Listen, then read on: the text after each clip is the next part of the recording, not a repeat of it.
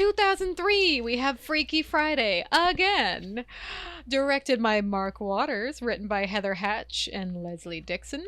Obviously based on the original book by Mary Rogers, but an updated version of the 76 movie. The DP was Oliver Wood, starring Lindsay Lohan as Anna and Jamie Lee Curtis as Dr. Tess Coleman. Mark Harmon also plays Ryan, who is Tess's soon-to-be beau, or boyfriend, fiance. Yeah, fiance. Fancy. I put that Lindsay Lohan at this time in her life and a little bit later became the queen of the Disney remakes because she'd been in Parent Trap, Freaky Friday, and Herbie Fully Loaded. Oh, I remember Herbie. Yeah, okay. Yeah, Herbie. It's Love it. Herbie Hancock. No, that's a different film. That is Tommy Boy. Oh, gosh. Interestingly enough, the IMDb rating for this film is also 6.4 out of 10, very close to the other one. Rotten Tomatoes, 88% tomato meter, 58% popcorn meter. Weird. But, why are the critics like... Oh, sorry, finish what you're saying. Well, no, you have a right to feel confused. It didn't used to be 58% on the audience score. It looks like it started to get review bombed this year because the new movie came out, and so a bunch of new people came in and watched this movie or came here specifically to review bomb. They left 0.5 and 1 star reviews. These were all in 2025, so it brought the rating way down. Why are people doing that? I think they need a hobby, personally. I think there's plenty of hobbies that are better than review bombing. But yeah, I was looking it up. I was scrolling through the reviews, and all these 0.5 and 1 star reviews were modern people from 2025. It really reminds me of the Snow White review bombing this year. Yeah. But they went to the 2003 movie to review bomb, which is crazy to me. Yeah, that's wild. Some people have just too much time on their hands. I mean, I get the point that you're making about, you know, the rating doesn't always, like, it's not a static thing necessarily. That makes sense that, like, over time, more people are going to see it for the first time, and they may go and review because that's what they like to do. And so things can change, you know, that makes sense to me. That sounds legitimate. But people just deciding they're going to go leave a bunch of shitty reviews in a masse, you know, sounds kind of shitty. Yeah, to me. Like, I don't love it. I don't love that look for people. I don't like. Yeah, so just seems kind of like hatefulness for no reason. Yeah, I liked looking at reviews of products so I can make an informed decision on when to buy them. But even those are fake these days. So how do you ever know? Maybe we should just get rid of reviews in general, or just don't look at it. Don't look at the little star rating. I don't know. Sometimes it's indicative of the type of movie. You know, bad movies often get like a 30% or something. But sometimes there's just movies that people decided to hate on en masse. And yeah, that's concerning. So I'm now looking out for, you know, on purpose review bombing because we covered Snow White and because we covered this now. Yeah, so budget wise, the box office was 110 million. I couldn't find the budget for this movie. Yeah, weird. Freaky Friday. So 110 million was the box office? That's what I have written here, but I have a feeling it's not 100% accurate. Budget. What are we gonna do about 20 million. 20 million. Okay, so like compared to the 5 million earlier movie, adjust for inflation, add a sprinkle of Jamie Lee Curtis. 20 million. And the box office is somewhere between 110 and hold on, I just had it and now I have every other page except for the page I wanted. It's somewhere between, the gross revenue was listed at 160 million, so it made money. It did well. Yeah. Of course, we also had DVD sales at the time, replaying on Disney Channel 100 bajillion times. It did fine. So if you could read the IMDb description for me. Oh, boy, can I ever. Freaky Friday from 2003 reads as follows. Dr. Tess Coleman and her daughter Anna do not get along with each other. However, Things take a turn when, in a freak accident, they switch bodies and are forced to live each other's lives. Yeah. Yeah, and then on Disney Plus, which is where I watched it, they just had a mother and daughter see things a bit differently when they switch bodies. That's very reductive. Okay. Yeah, it's very simple. But yeah, this movie, it starts in a way very similar to the first. In this case, the movie actually opens with kind of a montage of photos, paintings of mothers and daughters, and the song in the background is So Happy Together. And then it morphs into a rock version of the song. A really not great rock version of the song, but it was okay. They're trying to indicate how different these two are. And we're introduced to our two main characters, Dr. Coleman, the mom, who's trying to drag her teenage daughter Anna out of bed in the morning. And the whole scene is sped up, like literally sped up double time, and it's awkward, but it does get better. In this movie, Anna Coleman, Lindsay Lohan, is a rebellious teen in a punk rock band called Pink Slip. Super cool. It kind of sounds cool, and I have thoughts about this band. We'll talk about logistics later. Really? Well, no, I think they're fine. Like their music was fine and all that. I just had logistical questions about how they filmed stuff. Oh, okay. Yeah, we'll get there. She gives her mother, Dr. Tess Coleman, Jamie Lee Curtis, a lot of grief, constantly saying, "You're ruining my life." She says that like 4 times. I lost track, but she says it around 4 times in the movie. Yeah, it kind of takes away some credibility at some point because you're like, yeah, you're being so dramatic, and I hate dismissing people like that, but it's a little over the top. It's so much. In this movie, her little brother is a bit of a brat, and she doesn't get along with him. And she also has a new rivalry with someone who used to be a friend, Stacy. Her mother does not understand why she doesn't talk to Stacy anymore, but they had a big falling out, and now Stacy hates her, and they have a whole thing. Anna also talks about how her English teacher is out to get her, which is another phrase a lot of teens would say in these movies. Her mom doesn't believe this. Anna is also annoyed that her mother has moved on from her father's death. Sorry, this grammar is terrible, Bridget. Anna is annoyed that her mother has moved on from her husband's death and is now going to marry her new beau, Ryan, who's played by Mark Harmon. Anna tries practicing in the most beautifully decorated garage with her band Pink Slip, which bothers the whole family who can't hear a darn thing in the whole household. I wanted to ask, have you ever seen a garage band who literally had the entire garage perfectly decorated just for their purposes? There's not a single thing that doesn't belong there. Like, there's no car in there. There's no tools. There's like, it's just like cool neon lights and the band and posters. I'm like, they literally gave them the whole garage. I don't know what you're talking about, Bridget. Every single band in the universe has a dedicated garage that is perfectly decorated and dedicated to the band. Oh, okay. So always fits the theme. Got it. Always. Okay. This is perfectly reasonable. Okay. We'll discuss perfectly reasonable later. Why is there no soundproofing, though? That's what I want to know. There's no soundproofing, which in a family home, you could have put up blankets. There's so many different things you could have done. Wait, you could tell I was being sarcastic, right? Oh, yeah. Okay. I'm right there. I'm with you. Okay. So there. But my thing was about the logic of this scene, because they're showing them practice and they show how the family gets annoyed, and the mom turns off the power to the garage as a way of saying, like, time's up, like your recording time's up. They only got through, according to the editing in this scene, they only got through practicing half a song. You never see them practicing another song. There's no time dilation where it's like they've been practicing for a long time. It looks like they only practiced half a song, so like 2.5 minutes, and then the power got shut off. So I hated the editing of that scene. Well, yeah. I'm trying to remember that. I don't remember all the details of that one. They literally are just playing through the song the one time. through. It's not like, oh, let's back up and try that riff again, like none of that. It's just like, we're gonna play this song, it's gonna be really loud, and then mom turns off the power.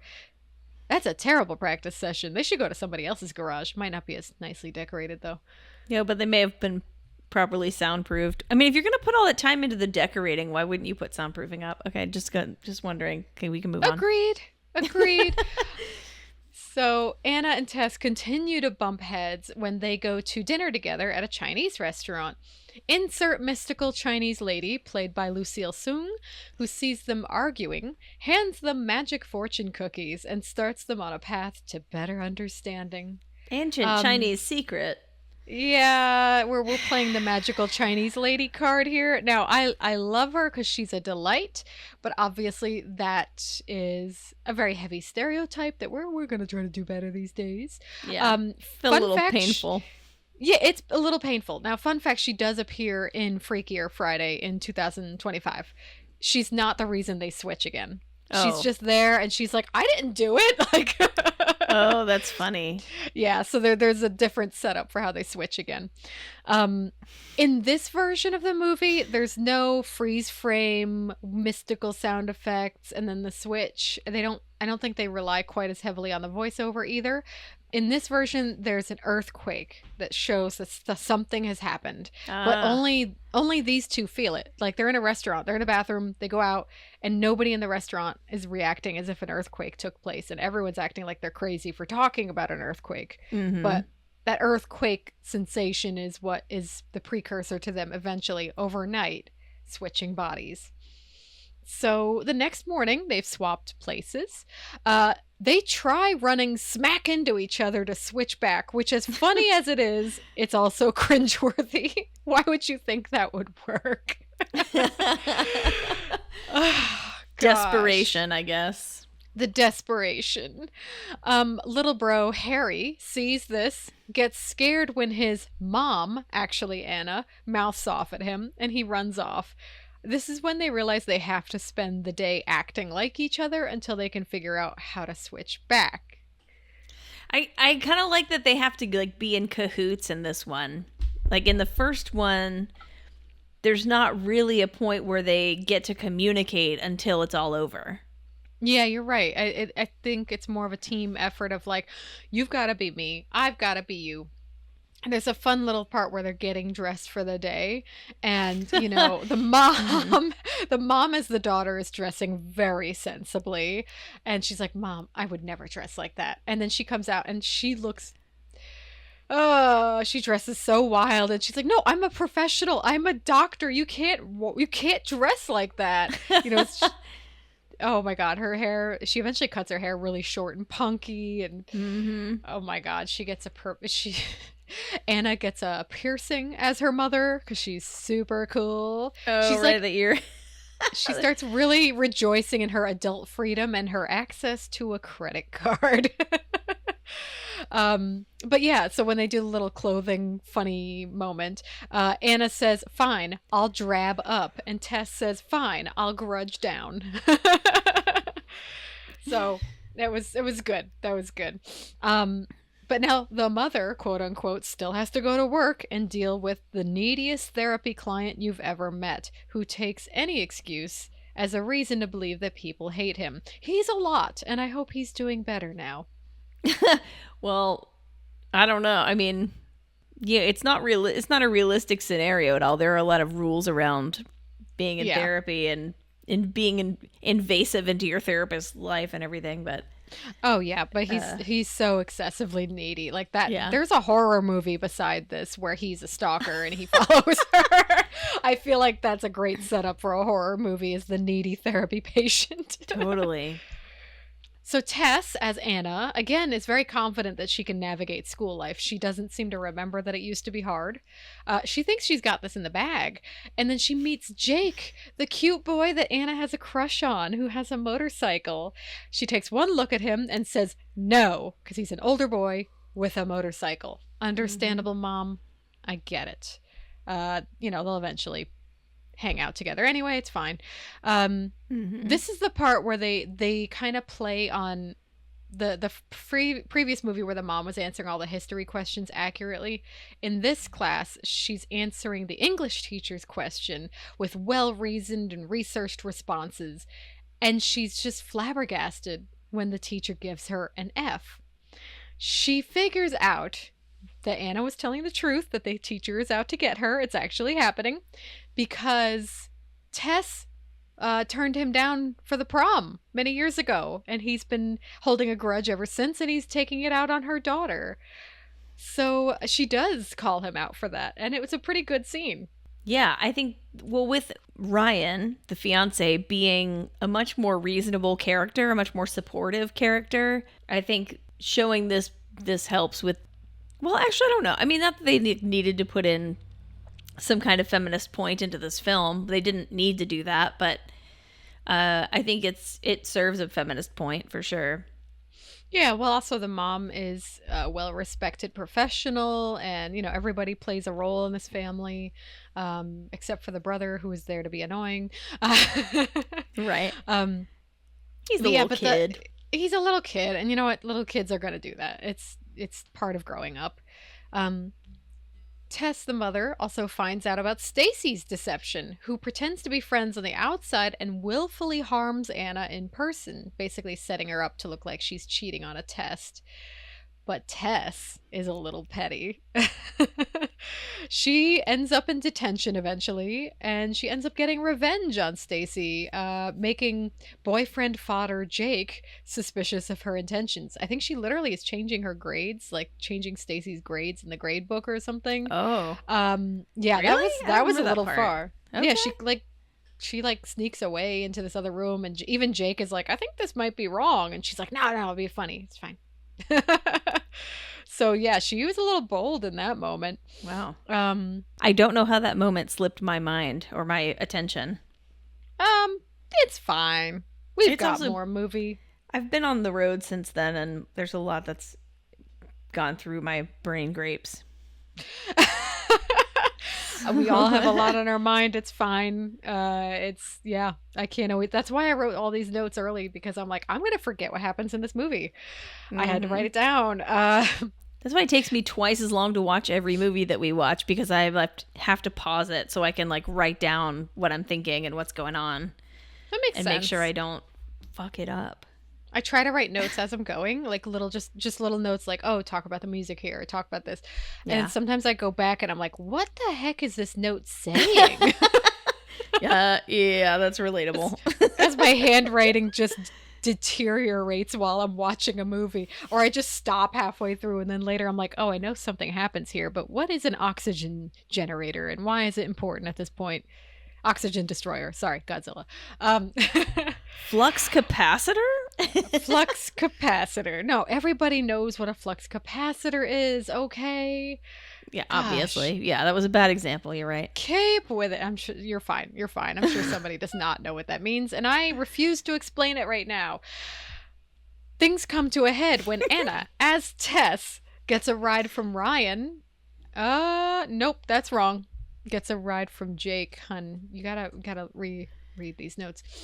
Things come to a head when Anna, as her mother, is getting a ride from Jake, motorcycle boy, which confuses the boy and definitely starts his love of cougars. And so it begins. They're stopped at a red light by Ryan. Like, Ryan's in the next lane over. It's not weird. And he looks over. It's, my gosh, it's painful. And Anna, as her mother, is sitting there cradling this boy with a smile on her face, and then they pull away, and Ryan, she looks real cozy. Ryan's the most agreeable person in the whole movie. He's honestly great choice. She did good. But he's just like, I think we're gonna need to talk about this. Did I see you holding a boy and getting a ride? Dude, major props that his trust wasn't completely broken in that moment. So Ryan was cool. Agree. And he also continues to be cool because he got her a shot on this talk show. What was the talk show called? I don't remember. I didn't write it down. It doesn't matter. It does not matter. So Dr. Tess Coleman is also an author. She's written this very important book, and she's gotten onto this talk show where she's going to talk about her book. But unbeknownst to the host, that's not Dr. Tess Coleman. That's her daughter play acting as her. Oh, no. And she's not read the book and has no idea what it's about. So she just starts riffing. And it gets a little crazy. Like you do. And it's funny because, like, normally when a host of a show is talking about an author's book or something, they've almost never read a single paragraph of the book. They had an assistant summarize it for them, and they'll always be like, I love this book because blah blah blah. They don't have time to read that book, or they don't care. It's fine, whatever, but they're faking it. In this one, the setup is funny because the host is like, I actually read this one. Yes. Awkward. But what follows is Anna, as her mother, trying to riff about, parenting and adulthood from a teenager who doesn't understand any of it. So it was a really funny, painful scene. Her mother sees it happening on TV and she's just like beside herself. She's like, no, why? Why is this happening? It was so much. And then another painful thing, as Tess, as Anna, realizes the stress her daughter was under since the Pink Slip audition for, I think it was either a Battle of the Bands or some gig. I forget what House it was of Blues, something at the House of Blues. Yeah, which again, they are a grunge or punk rock band, so interesting choice. To be fair, I don't think the House of Blues is like a hard just blues venue. I think it's just kind of called that at this point. Well, that's why I need you for your musical expertise. Well, I've never been there, but it just seems like probably also encapsulates, some rock elements too. I don't know. House of Blues is just a title. Yes, that makes sense. I've heard of rock bands playing there before, so it's not the weirdest thing ever, but yeah. But okay, so they're trying to play a thing, some show. Yeah, they got this audition for the House of Blues, and it's really important. But previously, Tess was like, Anna, you can't go to this. My rehearsal dinner's at the same time. It's very important to me. So they had a whole upset over that. Now they're still switched at this point. It's Tess as Anna, Anna as Tess. And the band shows up to the rehearsal dinner and they're going to spirit Anna away. And they were like, no, we can't do that. I'm not supposed to leave.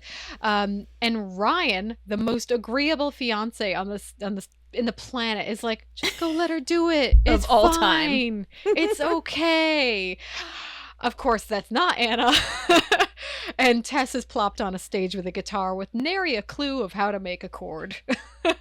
Terrifying. That's some terrifying shit right there.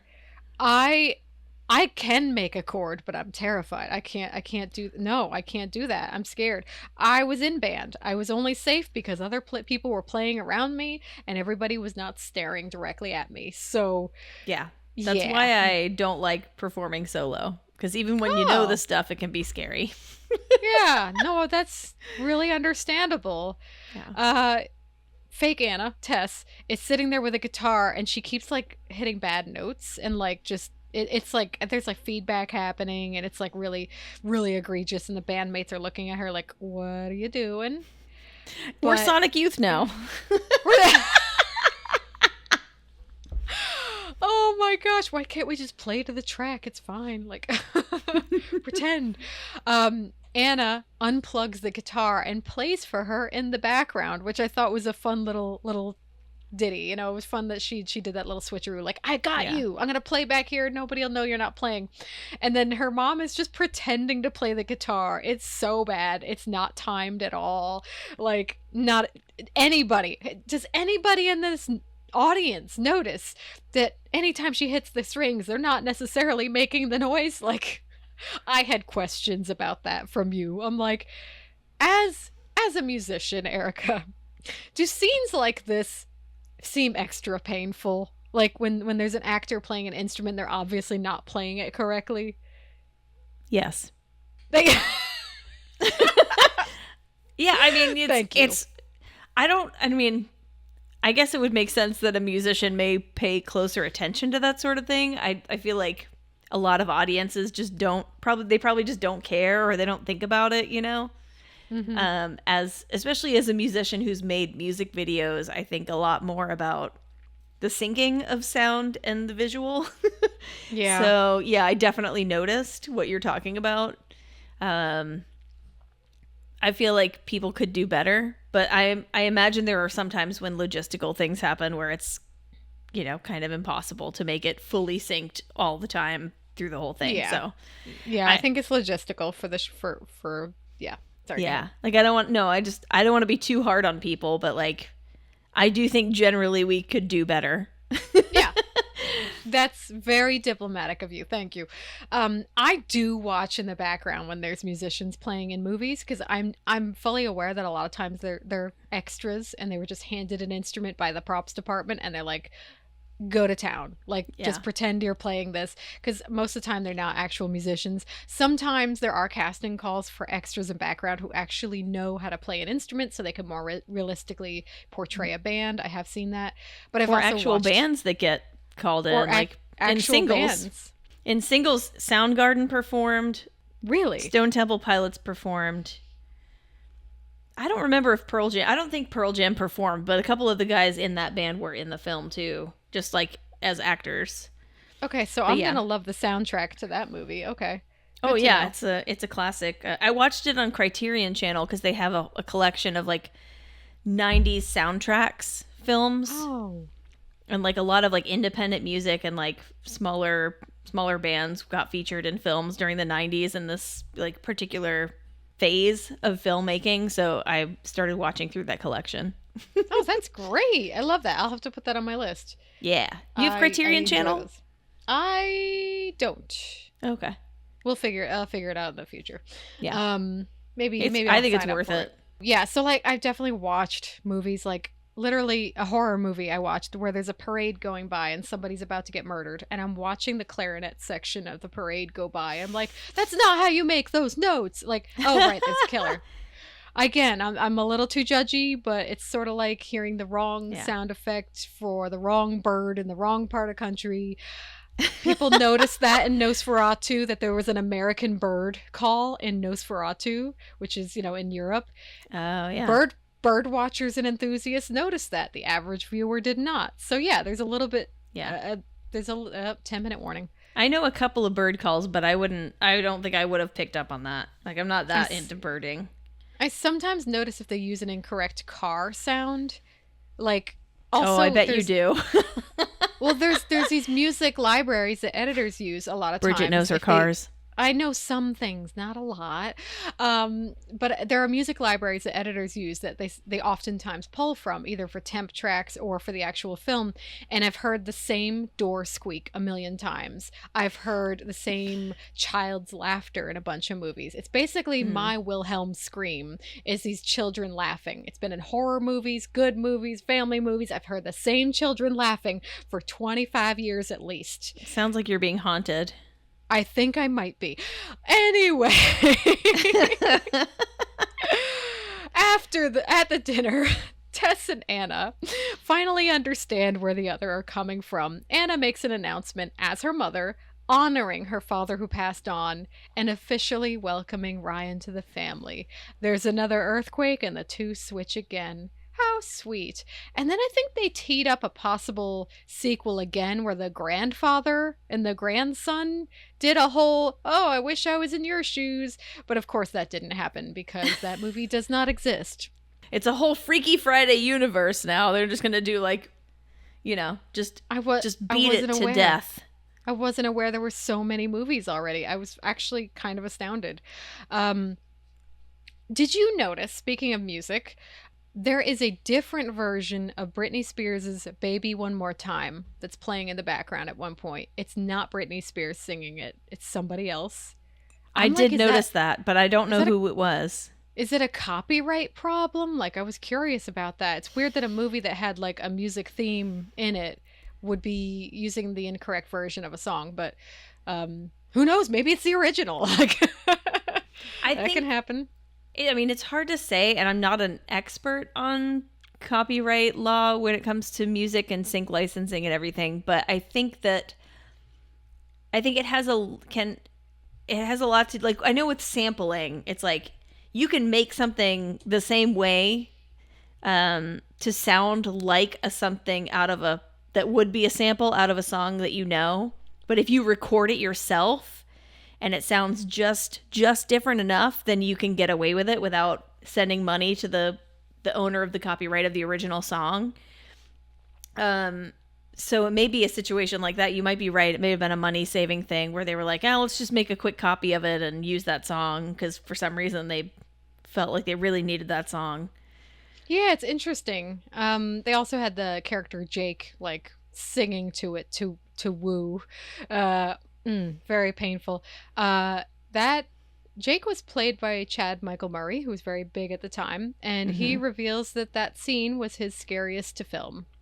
He was absolutely terrified to be singing. Oh, he's not a singer, like, huh? Yeah, you're like 19 years old and can't sing, and you're just gonna go for it. He said, I remember that we were shooting in a neighborhood and we had a noise ordinance, but it was like 11 o'clock at night when we were about to finish up. And I'm singing this song in the middle of the neighborhood and all the neighbors are piling up and they're all watching, which just makes it all that much better. Oh my God, that sounds horrifying. Yeah, but I couldn't figure out anything about why that track was sung by a different female artist, so I thought that was interesting. Also, funny joke, I look like Stevie Nicks. Who is he? Oh. Also, shame on you for not knowing who Stevie Nicks is. Yeah, everybody involved should have known who Stevie Nicks was. Also, Jamie Lee Curtis as Tess and also as Anna. She touches her boobs to confirm that which body she's in. Oh my God. But they both have big boobs. They both, yeah, it doesn't make sense. But there was boob touching to be like, it's me. It's funny. I don't know how I feel about that. That was funny. It was weird. What I have for this movie, because there's not a ton on the behind the scenes really, I have some casting trivia. Some casting trivia for this movie. Heather Hatch, the writer, plays the gym teacher. We already covered that Jodie Foster was approached to play the mother, but she turned it down. She didn't want, to go with the stunt casting. That's fine. Not a fan of comedies. Yeah. Several girls were approached for the role of Anna at the time. I think before Lindsay Lohan or around the same time. Two of them included Kelly Osbourne and Michelle Trachtenberg. Interesting. Michelle Trachtenberg, who's that? She is, if you ever watched Buffy, she was the little sister. Oh. Yeah, so she was on Buffy at the time when they approached her, and her Buffy schedule didn't allow her to do both the movie and this, and the Buffy. Oh, okay. And the movie and Buffy, yeah. So those two, Kelly Osbourne apparently was also really disappointed after the movie was successful and she wasn't in it, but she's doing fine. I'm sure she's fine. Also very funny. So when Lindsay Lohan was cast, she had done The Parent Trap when she was much younger, and Jamie Lee Curtis was aware of this. So when she was told that Lindsay Lohan was going to be playing her daughter, she's like, oh, which twin was she? Because she didn't know that she played both roles. Oh, that's funny. Oh. I'm surprised she didn't know that, but I think at the time I might not have known that either. Granted, I was a child, but... Well, Lindsay Lohan, I feel like I didn't really know who she was at that point. So, with her being maybe not quite as famous as she is now at that point, maybe she was like, oh, maybe it's like a Mary-Kate and Ashley situation. I don't know. That's what I'm thinking, is everybody thought it was a Mary-Kate Ashley situation where... Yeah, but she played herself, just like on the original Parent Trap movie with Hayley Mills. Mm-hmm. So it is funny that Jamie Lee Curtis wasn't aware that Lindsay Lohan played both roles, but I'm sure she's very aware now. Oh my goodness. So yeah, that's both Freaky Fridays. I'm just surprised that Lindsay Lohan was in so many Disney reboots and remakes. I don't know why, but good for you. You had a career and you ended up doing a sequel to this in 2025. So she must have had a contract or something. I don't know. It's just like, which Disney movie are you in this year, I guess. She was It's good work if you can get it. Absolutely. And eventually you get Herbie Fully Loaded, which I think she was a little bit older for. So and then she did Mean Girls and yeah. Oh yeah, I like Mean Girls. And I haven't seen the musical version of it, but I feel like it's worth a look. Yeah, I would watch it. At least I haven't maybe yet, the Broadway though. one. Yeah. Yeah. Yeah, so that's two movies in which a mother and daughter switch and have to live in each other's shoes, and multiple weird scenarios, weird things about teenage boys getting into older women. That's a recurring theme for some reason. Yeah. Also in the new movie, spoiler alert, Jake is still having the hots for Jamie Lee Curtis. Oh, really? Wow. Yeah. So she at one point, the Anna character is trying to woo him, thinking he was an old flame, but totally misunderstanding it. And he's just like, "So how's your mom?" Oh. Oh, so awkward. At least everyone's an adult at this point. Yeah, for the most part. Except for the two teenage girls. Is Tess still with Ryan in the new one? Yes. Okay. Yes, she is. It's lovely. Smart move. That guy's cool. He is a keeper, I'm going to say. Ryan, green flag. What's his face from Bill. the first movie? Bill, red flag. Yeah, Possibly I gotta orange, say. I don't know. Yeah. So I'm behind this theme, exploring this theme of like, the mother-daughter relationship. I'm actually really glad they did a remake of it because so much changed culturally between 1976 and 2003. Oh God, am I remember those dates right? Okay. Yeah, you got it. And I think even with that appreciation, I still feel like, I don't know, there's almost like still a better way that it could have been done. We were talking about how these movies were similar, how they differed, and how, updating it for a modern audience made sense. Like, this is a case in which a remake does make sense because it updates one thing, a woman's role in society. Like, Dr. Tess Coleman has a job, she's well respected. Right. And a different kind of rebellious teenager, but it's kind of interesting that that's always kind of the case. It's like the rebellious teenager, it's the kid who doesn't think the adults understand. So yeah, bringing it to this modern audience in 2003. Yep. A long time ago. It makes sense. So, yeah, I don't think people were too upset at the time, though it's harder to track down people's responses. I did notice that it did get bad reviews, though, from people in 2025. So that's an interesting attempt to, like, discredit this movie from 22 years ago because you're upset that there's another one. I don't understand that. I'm curious what the general vibe of these bad reviews were. Like, I'm sure some of it was just absolute nonsense, but I can't help but I remember, like, with Snow White, a lot of people were upset because Snow White wasn't a white it's very woman. Obvious, like, racially motivated. Yeah, so I'm wondering on this one, like, what's the undercurrent theme of all of this, like, bombing? Let me show you. So most of the bad reviews came through on Rotten Tomatoes. Okay. A slight entertainment and a missed opportunity to apply a terrific cast to do something interesting. Rated 1.5 out of 5 stars on September 13th, 2025. Okay. But Nicholas B over here, that was Tom F. Nicholas B over here goes, disgusting. Seriously? I have quit cinema. OMG. 0.5 out of 5 stars. Rated on September 14th of 2025. These reviews were one day away from each other. Also, that movie is not for men. Like, these... Oh yeah, I didn't even think about that.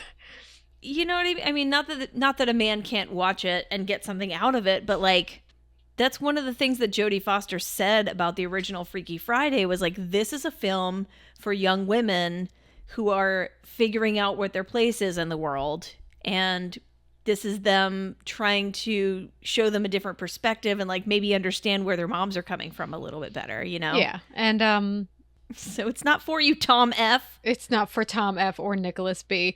Most of the so-so reviews, these, now it's funny because those are actually the most recent reviews. There's a couple of good ones, but, like, most of these other reviews are now from the 2020s, 2021s. So I might have misspoken when I said that there was a lot of, that's what I remembered seeing.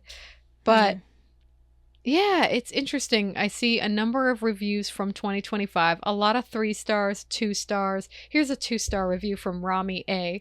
Freaky Friday is a silly, stupid, predictable, paint by numbers cult classic film that can drag out at times with its ridiculous dialogue.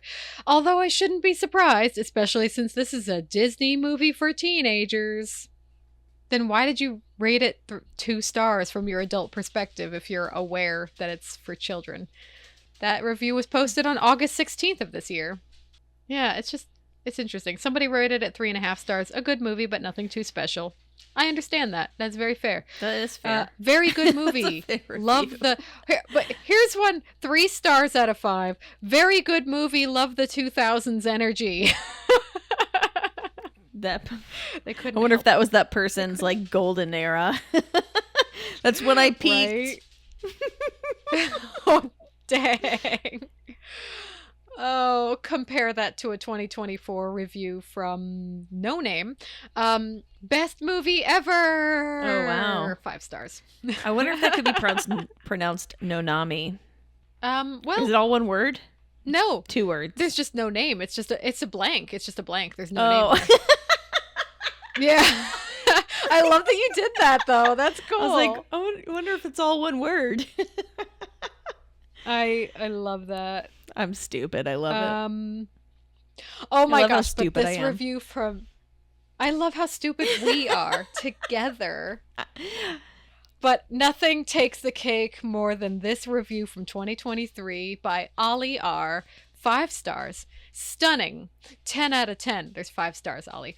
Great film. The lore helped me when I body swapped with my mom, and we each had to learn an important life lesson in order to swap back.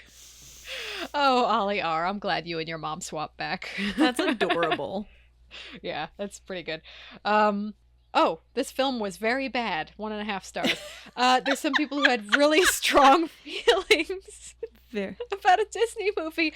I want to know what they think of Luck of the Irish. Oh my God. I want to know what they think about The 13th Year. Like, those were movies that were fun little Disney movies at the time when you're a kid, but they're not really good movies in today's day and age. I mean... 0.5 stars. Oh, God. Yeah, you can't take a film that's intended for children and hold it to some... look it through an adult lens. Yeah, not in any kind of, like, meaningful way, you know? Like, I mean, we nitpicked the podcast, but... I was going to say, we definitely did that, but, you know, it's in good fun. We are trying to analyze it as a piece of media. Here's another 0.5 review. This is the last one I'm going to read. The remake of Freaky Friday is terrible, crude, and contributes nothing extra to the movie everyone loved in '76. Oh, honey, really? There's no name here. There's nothing painful about that original. That's not a thing. I know. They talk about rose-colored glasses. Yeah. This is another Nonami on Rotten Tomatoes. The casting of the 2 leads is a mistake, and the script is unfunny and uncomfortable. Watch the original, which is actually a good movie. I don't know, Nonami. I think you're remembering a better movie than what actually came out in 1976. But I respect your choices. I highly doubt that this deserved a 0.5 star. Oh, that's... Ugh. You may as well just give it 0 at that point. Like, why are you even bothering with the fraction? Yeah, I'm with Allie R. I'm just glad she swapped back with her mom and learned an important lesson along the way. Yeah, that is fortunate. So, yeah. You didn't get stuck that way forever. 2 movies. Yeah, oh my God. No thanks. I want to take as much time on this earth as I would like to please. I don't know where I was going with that. We have 2 movies, basically the same setup. Different scenarios, but mostly the same, like school life and work life and home life and perspectives. I think they both deserve to exist. I didn't enjoy the 76 movie as much as the 2003 movie. I didn't enjoy the 76 movie as much because I didn't relate to it as much. However, there were lines and there were some Jodie Fosterisms in there that I really enjoyed that were relatable. But it was harder to get through that movie. Yeah. Overall, the 2003 movie was more watchable for me. And I think they both deserve to exist. Yeah. I'm on the water skis with you in the water there, like that they both get to exist. I think it's hard to understand fully the context culturally of a film coming out. Like, we weren't alive in 1976, so we don't have a perspective on like how that came across in that cultural context. Yeah. So I think that it did what it could, or what, you know, Disney thought they could do, and I don't know, making a somewhat feminist leaning film, although, you know, like, it's still like, oh, you'll understand when you grow up and become a housewife, you know, like, it's a little more like that than it is in the 2003 version. So in a sense, I appreciate the 2003 version for existing, because it added to the conversation of like, women don't have to do one thing with their lives. Like, women should, they deserve to have the right to choose what they do with their lives, and whether or not they get married, and, you know, what kind of career they might want to have, or whatever. Like, any choice about your life. I also think there's a little bit more validity to a remake if it has 20 to 30 years of separation, because any less than that and you're really threatening to retrod the same ideas, unless you came up with a completely fresh twist. We've talked about Wicked, you know, if you come up with a completely different version of something but you're using the same world. But I think especially between 76 and 2003, you're right, culture changed a lot. Like, home life changed a lot, so very valid to do that. And then in the 2025 version, they play on that as well. You know, they update it for today's culture a little bit. Yeah, it's again, it's a fine movie. It's a fine movie to pop on Disney Plus when it comes through.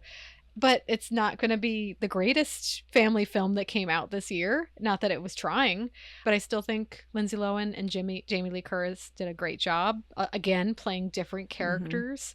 The little girls that, you know, played the daughter and Anna's soon-to-be husband's daughter also did a good job of playing new characters.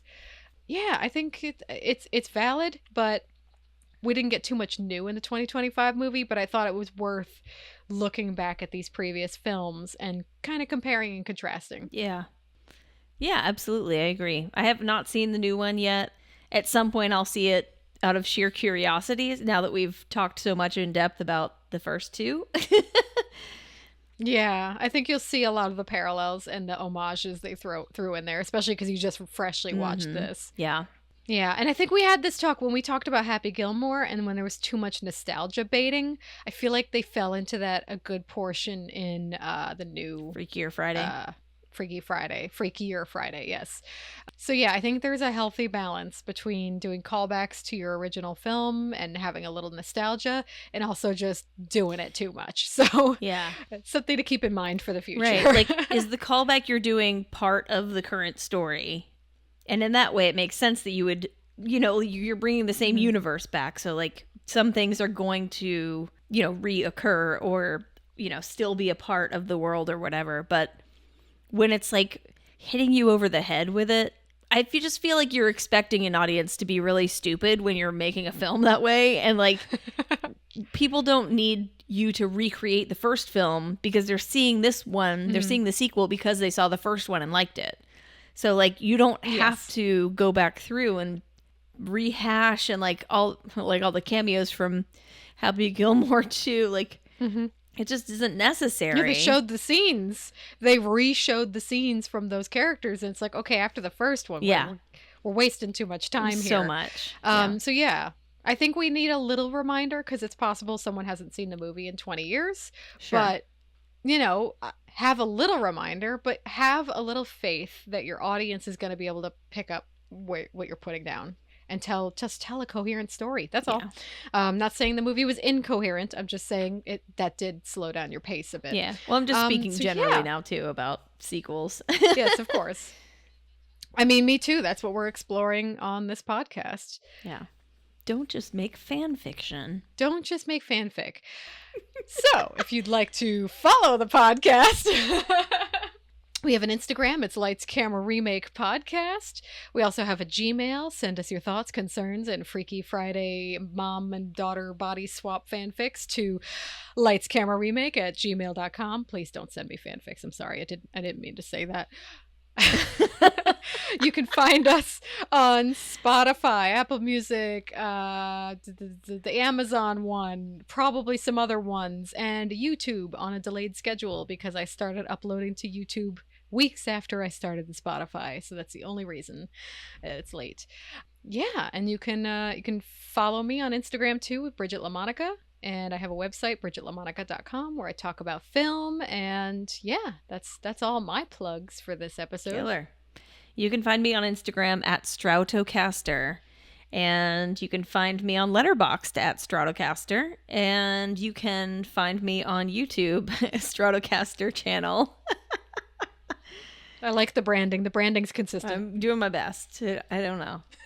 They say you have to have brand recognition. So I'm kind of just working through that slowly. Yeah.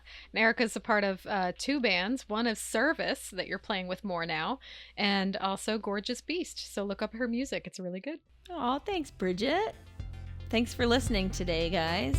Thanks for listening. And remember, don't accept random fortune cookies that might cause you to body swap with Jamie Lee Curtis.